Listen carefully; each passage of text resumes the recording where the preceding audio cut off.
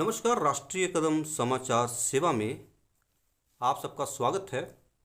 इस समय जो हम आपको पंचकुला के दुर्गा शक्ति संकट मोचन दरबार से सीधी तस्वीरें दिखा रहे हैं और आज दुर्गा शक्ति संकट मोचन दरबार में जगाधरी यमुनानगर से एक पीड़ित परिवार यहाँ पे पहुँचा, जिनके दुखों का निवारण यहाँ पर आकर हुआ। तो आज हम इनसे जानेंगे दुर्गा शक्ति संकट मोचन दरबार के बारे में, कैसे इनको पता लगा और किन किन समस्याओं का समाधान इनके जीवन से हुआ। आपका बहुत बहुत स्वागत है राष्ट्रीय कदम न्यूज़ पर। अगर बात की जाए आपकी सुनीता जी और बबीता जी, आप ज़रा ये बताइए दुर्गा शक्ति संकट मोचन दरबार में आप कैसे पहुँचे और यहाँ पे पहुँचने के बाद किन किन समस्याओं का समाधान हुआ। जी नमस्कार, जय माता की। जी जय माता। मैं दिल्ली से, जो हमारे कोई रिलेटिव हैं, तो उनके माध्यम से मैं यहाँ दुर्गा शक्ति संकट मोचन दरबार से जुड़ी हूँ जी। और यहाँ आने के बाद बहुत हद तक नहीं, एक किस्म से कहो कि 99% मैं ठीक हूँ। जी, यहाँ से पहले किस तरह की समस्याएं आपके जीवन में? समस्या हमारे जीवन में ये थी कि जैसे हमारे कारोबार बिल्कुल बंद। मेरे पति का कारोबार है कि राजमिस्त्री लाइन, वो जहाँ भी काम की बात करते थे ख़त्म। मैं सिलाई का हूँ, टेलरिंग का हूँ, मेरी खुद की मशीनें तक बिक गई थी, यानी कि यहाँ तक कि भूखे मरने की नौबत आ गई थी।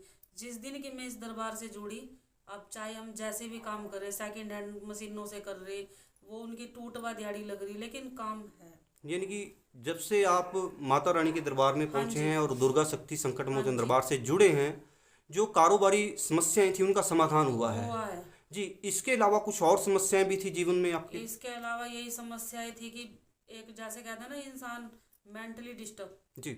वो दिन रात घर के अंदर कलेश, बच्चों को मार पिटाई, क्योंकि जब काम ही नहीं होने का बंदे का बेला दिमाग तो कुछ भी करेगा। जी जी जी जी, ठीक है ना।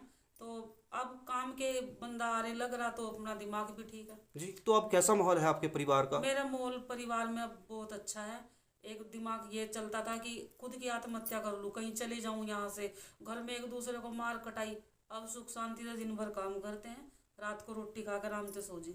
तो परिवार में किसी तरह कोई लड़ाई झगड़ा? कोई लड़ाई नहीं है जी। तो आपकी सिस्टर भी आपके साथ यहाँ पे पहुंची है? है? बहुत परेशान थी, बहुत ज़्यादा परेशान। इससे उठा नहीं जाता, इसके ऑपरेशन हुए हुए आई, बहुत परेशान थी।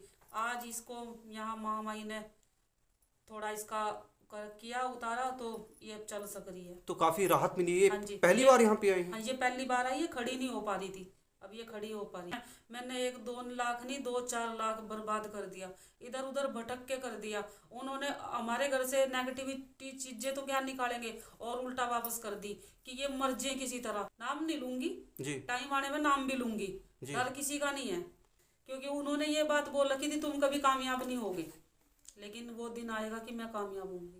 इस दरबार में तो आपको कुछ ऐसा महसूस नहीं हुआ है? मैं इस दरबार से बहुत खुश हूँ। इस दरबार में किसी ने कोई शर्त नहीं रखी जी। सब इन्होंने ये बात नहीं बोली कि हम गुरु हैं और तुम हमसे आगे मत जाओ। इनका कहने का मतलब यह है कि तुम हमसे आगे निकलो। जी, तो बहुत सी बातें आपसे आज बबीता जी हुई और आपकी सिस्टर सुनीता जी भी यहाँ पे पहुंची हुई अभी हैं। और परिवार हैं, दुखी परिवार है जो सामने आएंगे जी, आएंगे। अभी और भी परिवार हैं, मेरे माध्यम से आएंगे, मैं उनको लेके आऊंगी। जी, बहुत बहुत धन्यवाद। दुर्गा शक्ति संकट मोचन दरबार के लिए 2 शब्द हम आपसे चाहेंगे। जनता से आप अपील करें जिनके कष्टों का निवारण नहीं हो पा रहा है। हम तो जनता से यही हाथ जोड़ के अपील करते हैं कि इधर उधर भटकने की जरूरत नहीं है, सीधा यहाँ आइए। एड्रेस डाल दिया जा रहा है और अपने यहाँ आओ, अपने कष्टों का निवारण कराओ। जी, बहुत बहुत धन्यवाद। और हम भी यही उम्मीद करते हैं जिनकी समस्याओं का समाधान नहीं हो पा रहा है वो दुर्गा शक्ति संकट मोचन दरबार में पहुंचे और अपनी समस्याओं का समाधान यहाँ पे पाएं। बहुत बहुत धन्यवाद।